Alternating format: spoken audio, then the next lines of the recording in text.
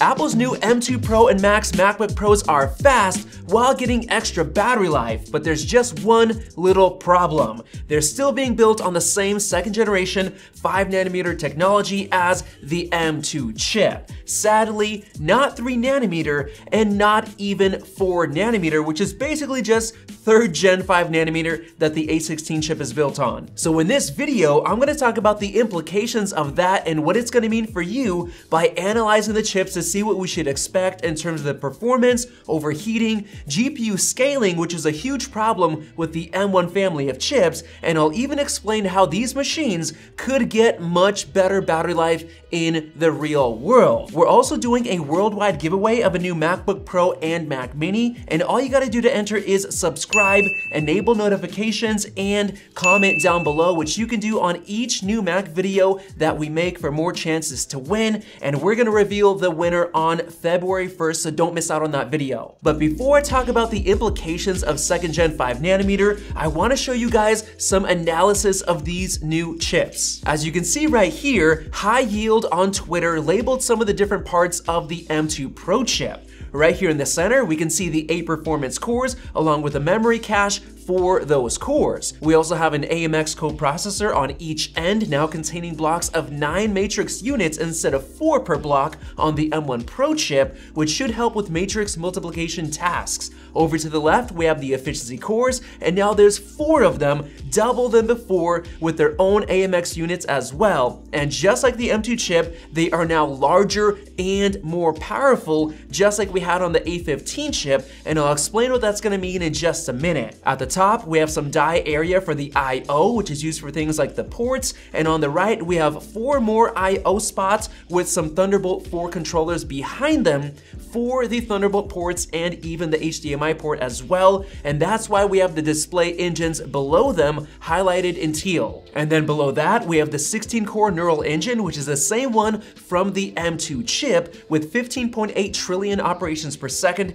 compared to 11 on the M1 Pro. Then below that in blue, we have the 19-core GPU, and you can even count each little core from core 0 to core 18 with the miscellaneous area containing things like extra caches and whatever else. And if you're wondering why there's 19 cores instead of 20, it's actually not because of binning, which means disabling a faulty core so they can still salvage the chip instead of throwing it away, which is what they're doing for this 16-core base model M2 Pro chip right now. The 20th core has actually been completely removed and replaced with a bunch of other transistors that I haven't been able to confirm just yet, and yes, you can even see this missing core on an actual photo of the M2 Pro from the Apple event. But I actually have a theory about what this is for, which I'm gonna explain in just a couple of minutes. Getting back to the diagram, we have the SLC cache on both sides of the GPU cores, which is basically the system level cache, which is like temporary memory for data that the entire chip uses. And then on the sides, we have the channels for the LPDDR5 memory modules, which are housed outside of the die right on the M2 Pro package. And the really interesting thing this year is that the M2 Pro now comes with 4 RAM modules on the package instead of 2 like on the M1 Pro,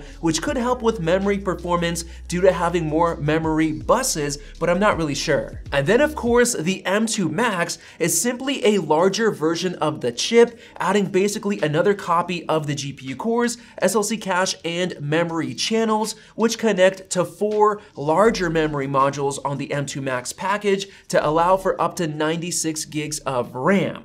And now, let's finally get into the actual implications of the chips being built on 2nd gen 5nm. When the M2 chip was released, I called it a stopgap chip because it ended up just being an overclocked and tuned up M1 chip. And it wasn't just me, because even Mark Gurman called it a stopgap chip when I interviewed him on this channel last summer. I even proved my own theory by showing that in a Cinebench R23 benchmark test, the M2 chip consumed 36% more power to get only 13% more performance, which screams overclocked. And don't worry, Notebook Check found basically the same thing in their own testing.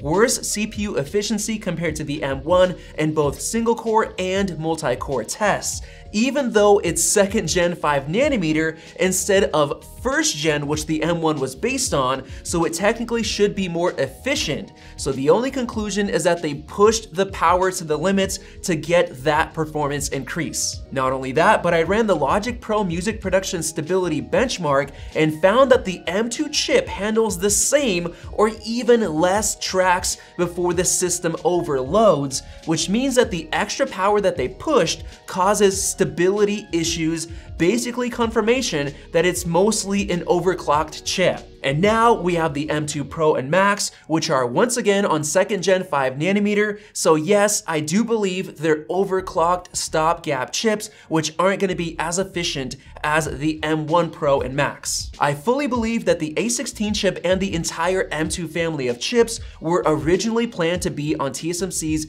3nm process, which was unfortunately delayed due to all the supply chain issues. So Apple was forced to push these 3nm chips back to the A17 chip and M3 family of chips and give us these overclocked and tuned up stopgap 5nm chips for the time being. But anyway, here's the problem with the M2 Pro and Max being on 5nm again.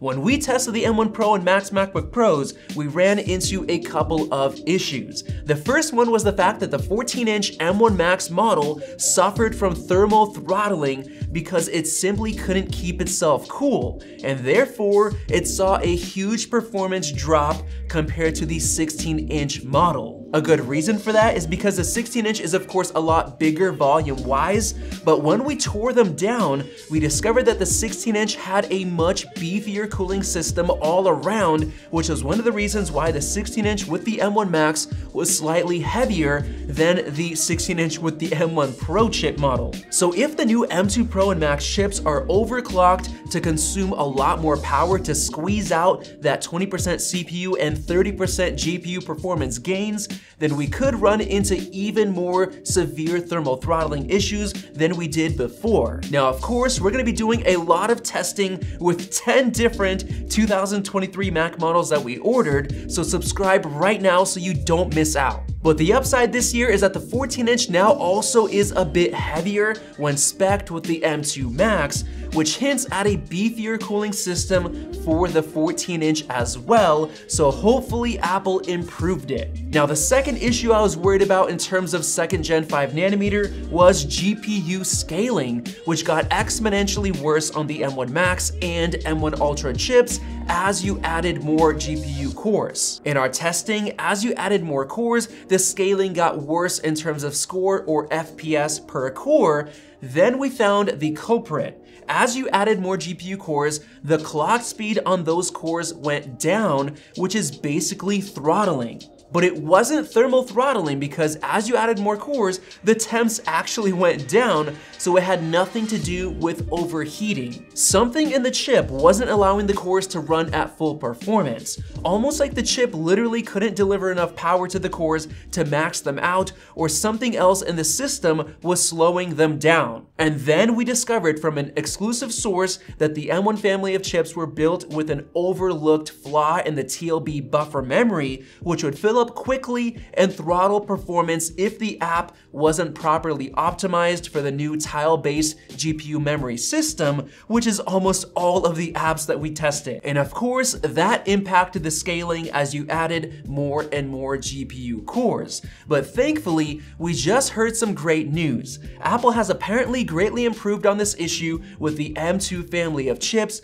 so we might actually see better scaling with the M2 Max and M2 Ultra chips. This by itself could make the higher-end M2 Max chip perform much better than the M1 Max, which suffered from the scaling issues. But wait, it gets even better. TATech15 on Twitter noticed that the M2 Max has a much larger area for the TSVs right here in the center, or through silicon vias. It's basically channels that go through the silicon, which could be used for things like power delivery or potentially connections to different caches or memory. So if the M1 Max and Ultra chips had a power delivery issue, this could fix it. And then Hishnash on Twitter also mentioned that this could be part of the improvement Apple made to improve the TLB GPU scaling issue. And on top of that, what if whatever is in that last 20th GPU core is there to help improve scaling as well? And I actually have a theory about this. What if Apple initially planned to make the M2 Pro a 20-core GPU chip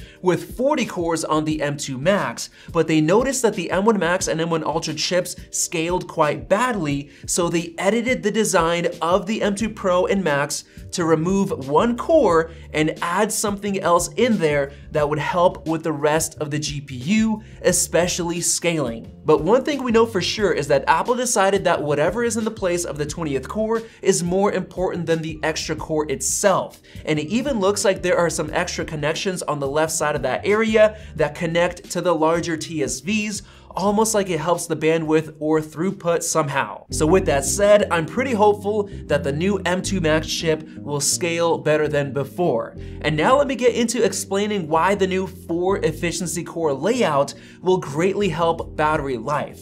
With the M2 chip, we noticed that it came with larger efficiency cores that were actually clocked higher than before, as you can see in this chart. 2016 MHz E-core clock speed on the A15 chip compared to 1823 on the A14, which translates to the difference between the M2 and the M1. So the idea here is that the M2 Pro and Max chips not only have faster E-cores, but twice as many. So basically, if you're not doing high performance tasks, the MacBook Pro can give those to the E-cores themselves to handle instead of having to fire up the performance cores, and that saves battery life. We even proved this theory by running both the M2 and M1 chips in low power mode, which relies heavily on the efficiency cores, and there was a massive difference in performance and battery life. So that's why the new MacBook Pros are getting an extra hour of battery life on paper,